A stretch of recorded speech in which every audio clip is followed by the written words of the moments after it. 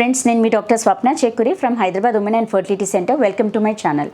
So ఈరోజు ఏంటంటే మనకు సరోగేసీ అంటే ఏంటి అండ్ ఎవరికి ఇండికేటెడ్ దాని గురించి డీటెయిల్గా తెలుసుకుందాం.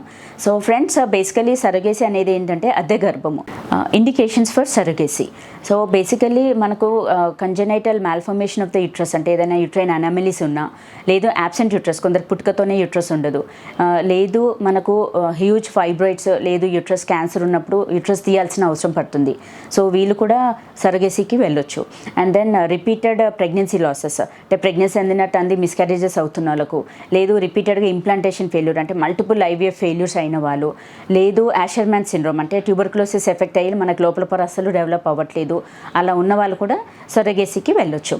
అండ్ ఎవరు సరోగేసీకి వెళ్ళొచ్చు అంటే మనకు ఇండియన్ మ్యారీడ్ కపుల్ అట్లీస్ట్ వాళ్ళు 5 years టుగెదర్ ఉండి అన్ని ఈవెన్ ఐయుఐ ఐవీఎఫ్లు అన్ని ఫెయిల్యూర్ అయిన వాళ్ళు సరోగేసీకి ప్లాన్ చేసుకోవచ్చు.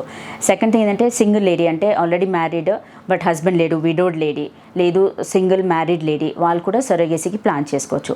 మనం ఎవరికి చేయలేము అంటే అన్మ్యారీడ్ గర్ల్స్కి వీ కెనాట్ డూ, ఫారినర్స్కి ఇట్స్ నో మోర్ దేర్ అంటే ఇట్స్ అది లేదు. And gay couples, lesbian couples వీళ్ళకి మాత్రం ఆ ఆప్షన్ లేదు.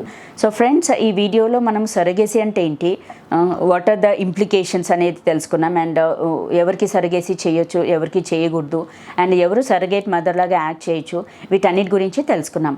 ఈ వీడియో మీకు నచ్చినట్లయితే, ఇన్ఫర్మేటివ్ అనిపించినట్లయితే please like my video and share with your friends and needy people. Thank you.